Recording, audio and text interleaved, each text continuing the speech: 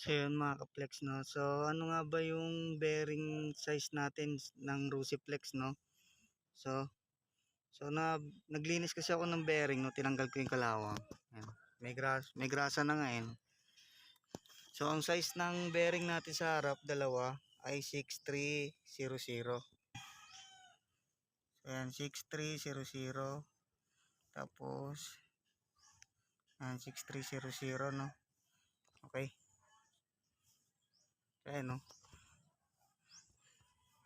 So yun mga ka-flex, no. So pag bibili kayo ng bearing 6300, no.